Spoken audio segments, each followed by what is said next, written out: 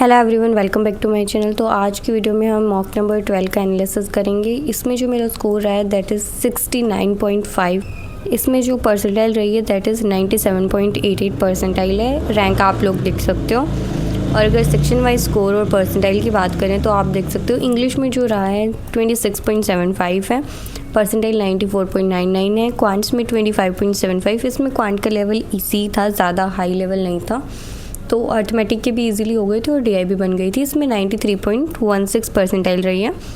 Reasoning में मैं stuck कर गई थी एक क्वेश्चन में, एक पजल में, उसकी वजह से जो है मार्क्स डाउन गए। परसेंटाइल पे आप लोग देख सकते हो 17 मार्क्स है, परसेंटाइल 84.17 है। अगर रीजनिंग में भी अच्छा जाता तो इसमें और भी अच्छा स्कोर होता।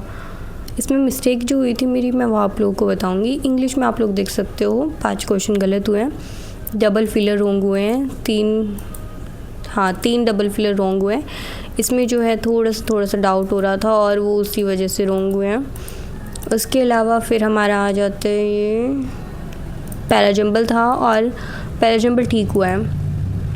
इसके बाद एक पैराजंबल का क्वेश्चन स्किप कर रखा है मैंने। उसके बाद तो फिर ये ऑड वन आउट पूछ रखे थे इन्होंने कि कौन सा जो है ऑड वन आउट है, तो मैं इन सबको मैंने मार्क फॉर रिव्यू करके छोड़ दिया क्योंकि ये टाइम टेकिंग रहते। तो इसलिए मैंने सोचा पहले अगर बाकी के वन लाइनर्स और ऑल जो आरसी वगैरह के क्वेश्चन है वो देख लेती हूँ, टाइम बचेगा तो करूँगी।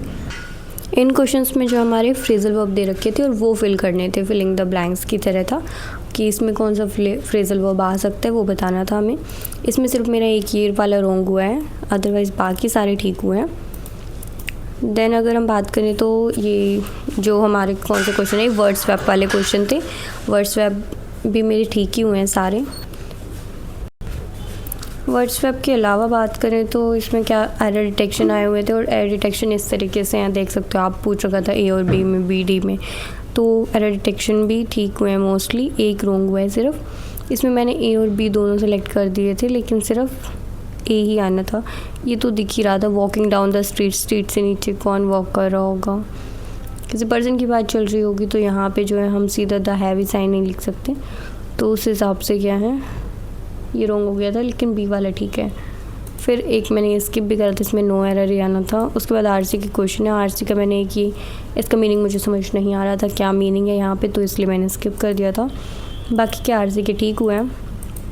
देन एक और आरसी का क्वेश्चन स्किप कर रखा है।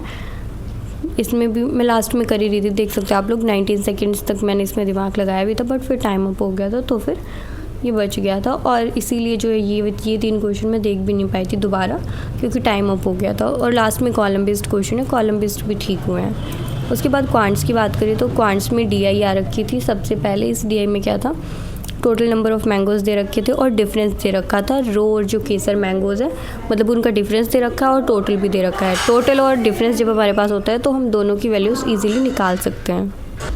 और ऊपर ये भी मेंशन था कि जो रो मैंगोज़ हैं वो हमेशा केसर मैंगोज़ से ज़्यादा हैं सभी केसेस में, तो वैल्यूज़ निकल गई थी। एक ये रॉन्ग हुआ है मेरा, और ये क्यों रॉन्ग हुआ है, इसमें मैंने कुछ मिस्टेक कर दी थी। इसमें क्या पूछा था 80% सोल्ड अनसोल्ड, इसमें मैंने कैलकुलेशन में कुछ मिस्टेक करी थी, अदरवाइज़ ये ठीक ही होता। ठीक है। देन नेक्स्ट डे की बात करें तो इसमें क्या दे रखा था कि total number of employment got promoted, मतलब टोटल बता रखा है और ए में कितने हैं 750 है, ए की परसेंटेज कितनी है 25, तो उस हिसाब से 1% की वैल्यू निकाल लेंगे।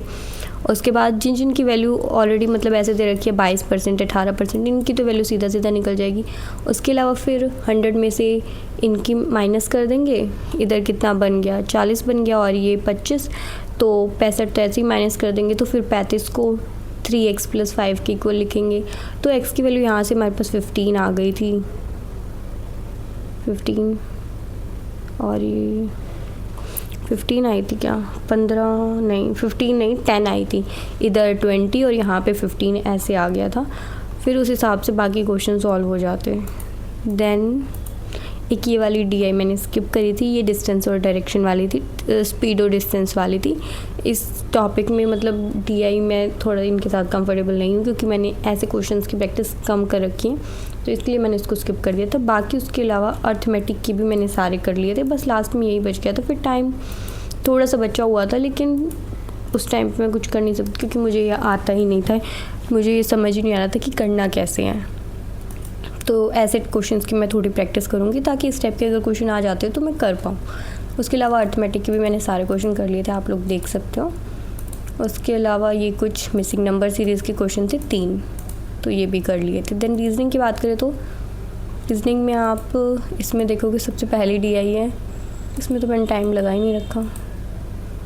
एक DI में तो मैंने टाइम वेस्ट किया था, इसमें कौन से में किया था, हाँ ये नीचे वाली में किया था, 4 मिनट 49 सेकेंड इसमें मैंने लगा रखे हैं। ये ईयर बेस्ड वाली, इसमें मैं कुछ मिस्टेक करी थी जिसकी वजह से ये मेरी सही नहीं बनी थी। इसमें मैंने क्या मिस्टेक करी थी, अभी मुझे मिस्टेक तो ध्यान नहीं आ रही है, लेकिन इसमें मैंने कुछ मिस्टेक करी थी। इधर मैंने ये जो D और G का जो डिफरेंस, इधर कुछ लाइन बोल रखी थी कि A और H की जो सम है वो C के इक्वल है, तो उसमें इस तरीके से ही मैंने कुछ मिस्टेक करी थी, कुछ मतलब स्टार्टिंग की लाइंस में ही कुछ मिस्टेक कर दी थी, जिसकी वजह से मेरी ये बनी नहीं। मैंने इसमें लगभग 5 मिनट वेस्ट करी हैं। तो अगर ये बन जाती, अगर ये भी बन जाती, ये पजल भी बन जाती, तो भी काफ़ी परसेंटाइल पे इंक्रीज़ होती, स्कोर पे इंक्रीज़ हो जाता। तो थोड़ा सा ध्यान से करना था। उसके अलावा आप लोग देख सकते हो किस टाइप की DI आई थी। रेक्टेंगल में बैठे हैं, एक शॉर्टर साइड पे, 3 लॉन्गर साइड पे, और वेरिएबल भी दे रखे हैं सिंबल, उस हिसाब से इनको अरेंज करना था। उसके बाद 6 पर्सन है, डेजिग्नेशन बेस्ड वाली, अलग अलग जगह पे, अलग अलग जगह से ये सिटीज़ दे रखी हैं, तो वेरिएबल वाली होगी ये भी। और इसमें 9 पर्सन दे रखे हैं, अलग अलग स्टोरी बिल्डिंग पे हैं, अलग अलग फ्लोर पे, 9 फ्लोर्स हैं।